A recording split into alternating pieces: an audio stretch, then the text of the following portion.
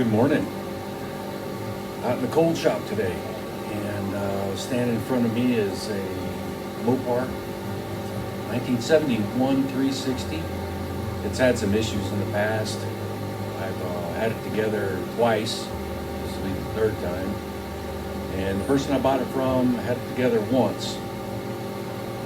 And we haven't had a lot of luck with this engine. The first one went through a camshaft during break-in. Second time that I did was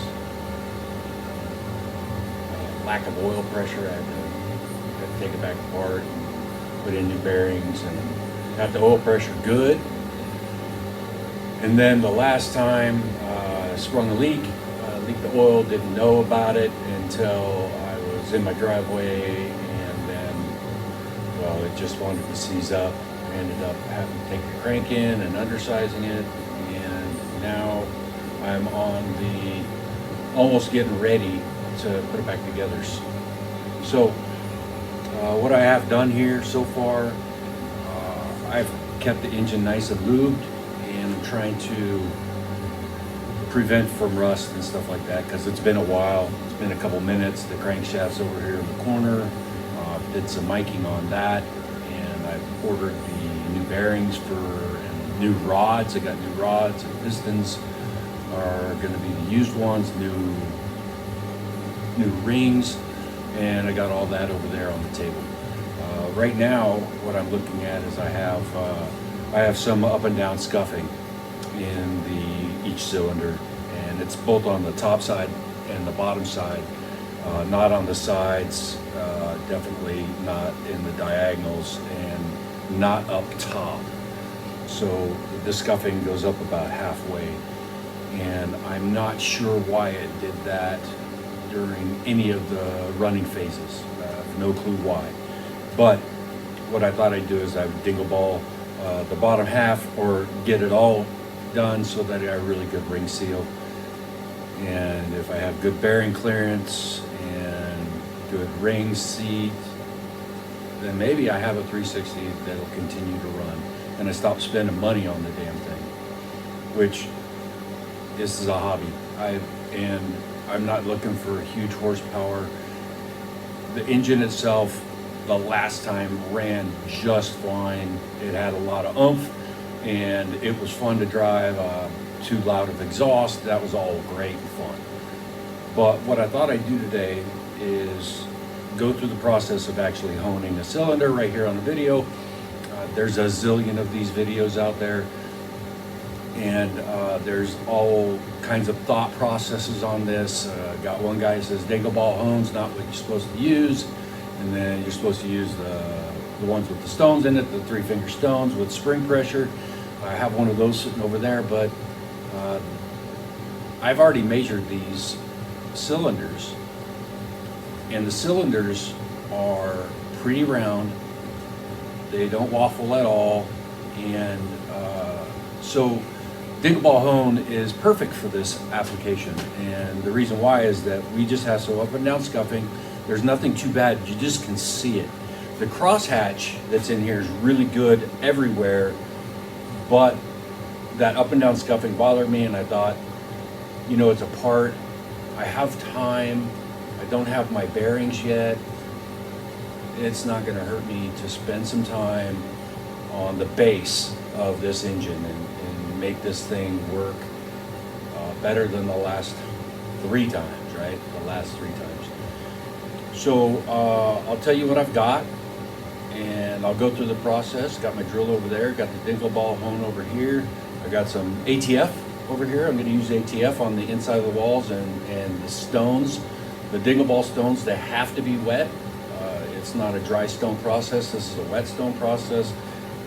Those things will load up and not do a damn thing and be destroyed after one use. If you've ever used a stone of any kind, they have an application. You got to make sure that you either use wet method or dry method, depending on what the stone is for. So, I have plenty of stones for sharpening knives and whatnot. I got both kinds. And generally, I haven't seen a Hinkleball home that didn't require lubrication. I haven't seen a actual 3-finger stone not require oiling. So make sure you guys use the proper oil. I've seen people do this with gasoline, diesel fuel, regular motor oil, used oil, and ATF. I just happen to have a couple extra quarts of ATF, and that's what I'm going to use. I wanted to use diesel, and diesel, the reason why I wanted to use diesel is that it has natural lubricants in it. Very natural. It's part of the, that's why diesel engines suck so bad with the black and the sulfur and stuff, is because they have a lubricant in it, in the fuel itself. That's why the top ends just live happy for hundreds of thousands of miles, because it's lubricating the top end of that engine every single minute it's running. And that's important on here because it's it actually is going to flow debris away. It's not going to hold the debris, which I think a thicker motor oil will do, and I think even ATF is going to do that as well, but it has some more flow to it. So gasoline, diesel fuel, I think these are really good lubricants. Anything thicker is not going to be that great, in my opinion. And I put a lot of thought into this. If you think I'm wrong, that's fine. You can, bleep bloop down here. But we're going to get to this here in a second. So the reason why I'm doing this, I want to document stuff, and I don't know why. I'm older, getting older and older and older. And I've done so many things in life. I've actually forgotten a lot of the things that I've done. I started watching a gentleman who documented his life for the past 6 years, and now the guy has a huge fan base. He's got a rockin' YouTube page. He has his own television show. You guys might know who I'm talking about, and that's fine, because I love the man. He's got a humor about him that is amazing, and I love watching him every week. I actually watched all 6 years of his videos in less than 6 months, last winter actually, and now I've just been watching his shows as they come on. And what a difference between where he started and where he's at now. Now, I've done videos before. I haven't done too many YouTubes. Actually, this is the very first one. But I've done a lot of live videos on Facebook, and I've done some TikToks and stuff. The TikToks, not so much talking, just more like cars and stuff. And I figured I can give this a go. If I make 10, 20 videos and they don't go anywhere, nobody likes them, that's fine. I don't really care. I'm doing this for me. It feels good to actually talk about what I like to do. That's why I like going to car shows. That's why I like to go into the Cars, Chrome and Coffee in Yakima. I like to talk about cars. I like to talk about life. Just having a conversation with my friends on the phone. We're doing a little message thing about life and how sometimes it sucks. Get up into your own head and you can't seem to get out of it. I get it. And I've been through it, and I'm done with that. I'm getting out of my own head. I'm going to do things in front of people. I'm going to goof up. I've goofed up on the videos that I've done before. I'm pointing right at an Impala and calling it a Chevelle. I mean, our brains work funny, and I'm not afraid of that. Not anymore. I've made it this far in life, and I don't really care. You can like what I do, don't like what I do. You can hate on me all you want. Guess what? Tomorrow, what you said doesn't matter. It doesn't even matter right now. And even what I'm doing right now, it really doesn't matter. Such small things in life, and they really don't matter. Over time, those small things add up, and we feel really good about ourselves. And we have a beautiful car right here, got another one over there, got another one over there. Those are just a bunch of little things that just added up and it made something beautiful. And that's where I'm going at with this video, with all the other videos that I've been doing. I just want to stack little things on top of each other and make myself feel better, and hopefully teach some people some stuff that don't know anything, which is fine. I don't know anything about engines, not an engine guy. I keep saying that, and people keep denying it and saying, yes, you are. And I'm not an engine guy. Only thing I know is that I know how to put it back together. Whether or not it runs good, has a lot of horsepower, lasts longer than 5 months, these things, not a really solid foundation on that, which again is fine. I'm learning. Hopefully you're learning too. But what I'm learning isn't how to turn a screwdriver or a wrench. What I'm learning is stuff that is and can be very complicated. And a lot of people don't understand it, can't wrap your head around it. And that's fine. Practice makes perfect, right? It is cold in the shop, and I really 40 degrees, right? I'm sweatshirt, and that block right there is cold, and that ATF over there is cold, and I don't want to stick my hands in it, but I think we're just going to go for it.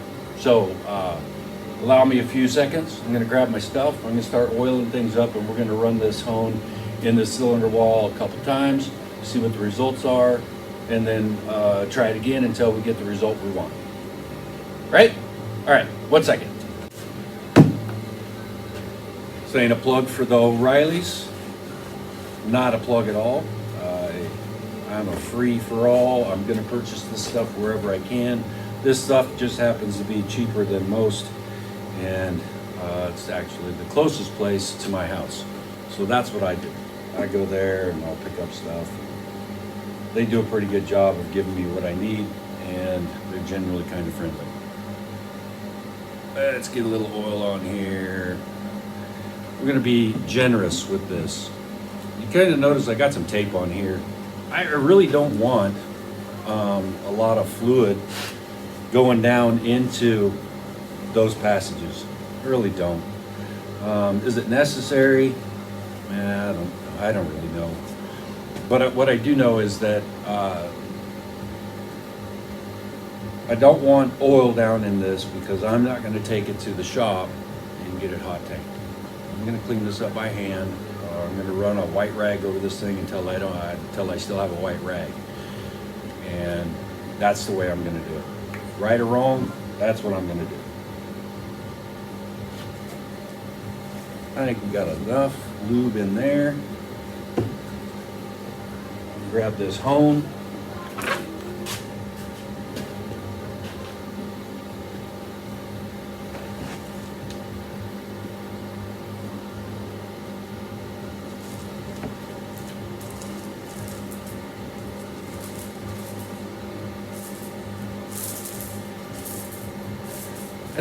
I really don't know how to do this. Honest, this is the first time.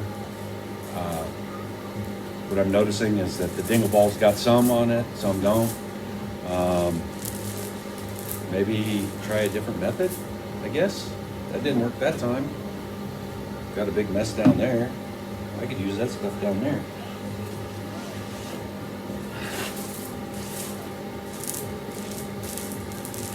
So all the videos that I've seen on here, they talk about RPMs, and they're talking about not entering into the hone or into with the stationary. You want to be spinning and then going in and out, and then pull out while you're still spinning, right? That's what they say, and I agree, because you don't want any vertical hash marks in there.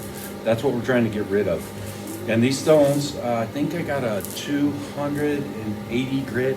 I don't have the box around here. I think it's 280 grit. And I think it's going to be just fine. We're not trying to rebore the cylinder. We're just trying to get this thing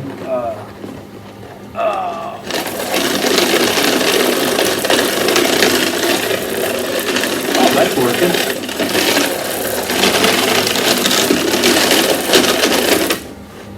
Hard surface.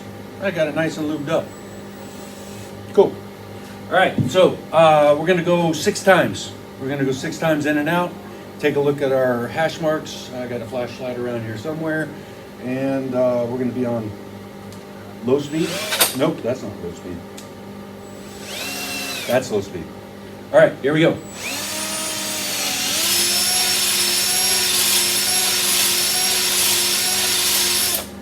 Six times. Pretty quick, pretty easy, but something we can screw up. Now, where did that flashlight go? Ah, here we go. Here's one.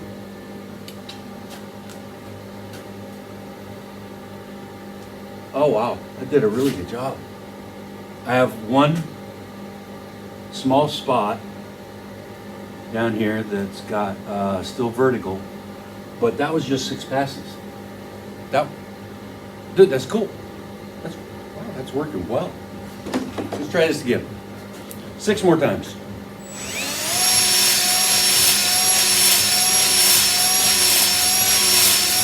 Six more times.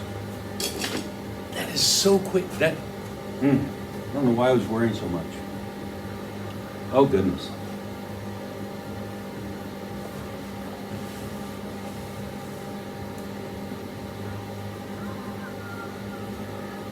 That's not bad.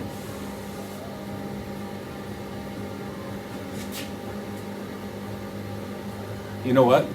So I got one gouge in this one that's, I can't catch my finger on it. That thing is smooth as hell. So what I think I'm gonna do, we're gonna try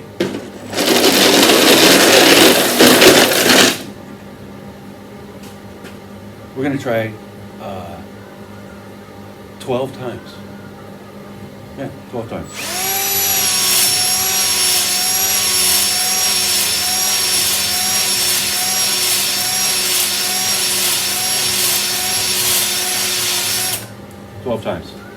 All right. Where are we at? Oh yeah. Oh yeah. Yeah, that's it.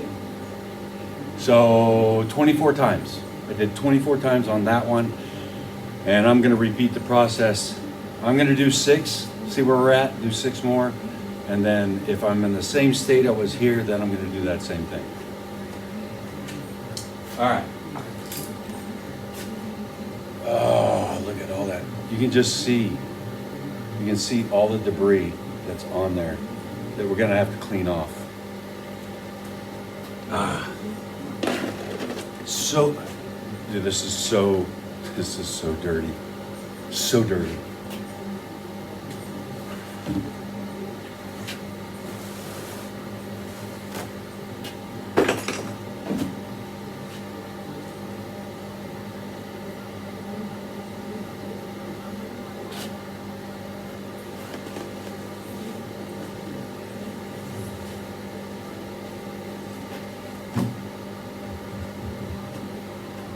All right.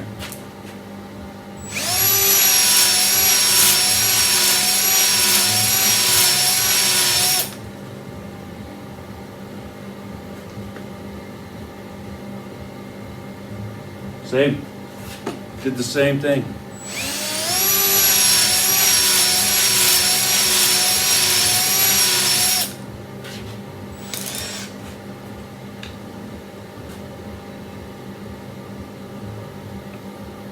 I think this one cleaned up faster.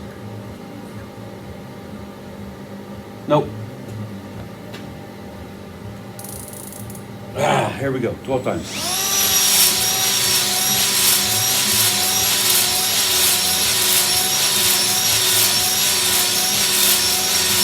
That's 12. That's 12. Let's see where we're at.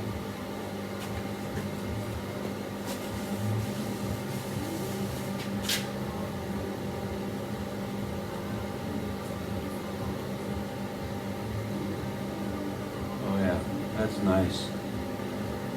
Well, that's the process, right? I mean, that's what I'm going to do on 6 more cylinders.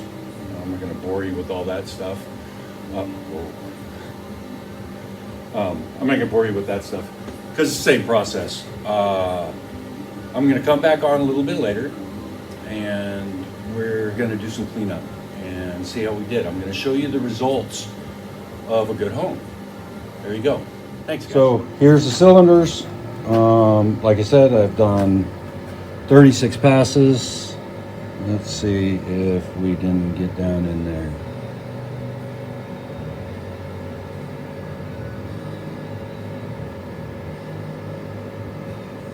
A really good crosshatch and a couple verticals that are much deeper than I thought.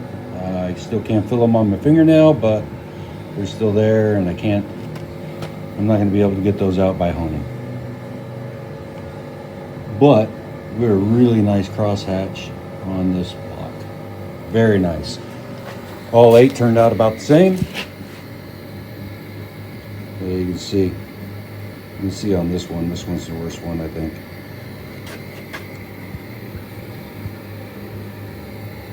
Really nice crosshatch. This one's got a little couple marks, and this one does too. I've got a good sealing surface. Not too hard. Not super difficult. As you can see in some of those, I'm not super pleased with what I see. I don't have any more room to bore this thing out. It's already 30 over, and I don't really want to go over that. Cooling issues, we don't want to get in the water passages. From everything I've seen, most of these blocks, you shouldn't go over too much over 30. It's not like a Hemi block where you can bore it 120 over, right? I mean, we're talking resleeving and stuff like that. I think for what I'm doing, this is going to be just fine, and I'm okay with it. Kind of, right? Not that big of a deal, but. So that's honing a block. I don't know if you guys learned anything. I certainly did. Actually doing stuff helps me learn. Understanding how many passes I needed to take in order to get what I wanted, the results. Like I said, I really did. I went 36 passes, and there are some scratches that just are not coming out, and I still can't feel them quite on my fingernail. And that's just the preliminary cleaning, right?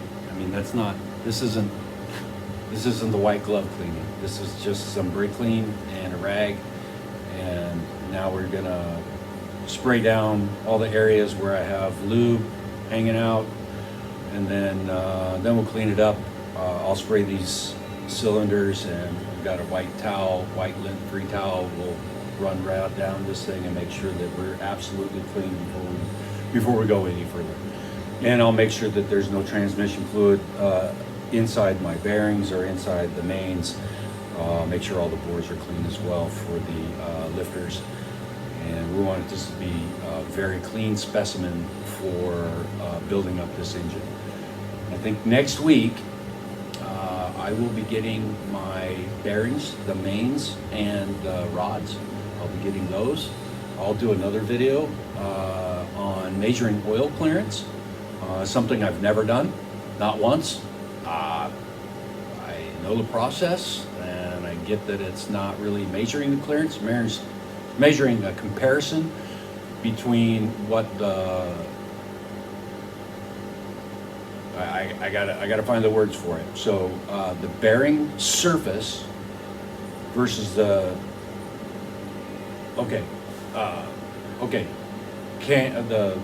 the crankshaft journal measurement, full outside diameter, and then you're going to measure the bearing itself, the inside diameter of it, and then you're going to do math, and it's going to tell you what your clearance is. I think I got it that, right? Bearing, the journal, I'm going to get this out. We're going to take the crankshaft journal for the main and for all the rods, and then we're going to measure the inside diameter of all the bearings, and then we'll take those two measurements, we'll do some subtraction, and it's going to give us our oil clearance for all the bearings. And there's a number we're searching for. I don't have it at the top of my head, but I think on this engine we're looking for 0.002, between 0.002 and 0.0015. Between those two numbers, I believe, if I'll get the numbers correct when I do my next video. I'll tell you exactly what they are, but I think that's what it is. And then we'll have a bottom end that is assembled or ready for assembly, right? The bottom end, that is the part that failed me the last time. Went into the camshaft. I think I got a surprise on that one. That camshaft is, I think it is retired. And I think, does a roller, rocker, cam, hydraulic, does that sound good? Maybe solid roller cam? Don't know. I saw the prices on the conversion for this block, and I like the price, not so much, but it will be under $2,000 for all the parts. Now, do I want to spend that money on those parts? No, I don't. This was supposed to be a budget build for a budget car, and I'd be driving it around for a couple of years and blow it up doing something really dumb rather than just screwing around the neighborhood. So, am I going to spend that money? I have to buy a camshaft and lifters. I have to buy those two things. And I know a company out there that's going to carry the correct camshaft for me, the correct lifters, and they claim that they're using higher quality parts. And whether or not that's true or not, I don't know. I don't know where they get their parts from. I think they get them where everybody else gets them, over there in China.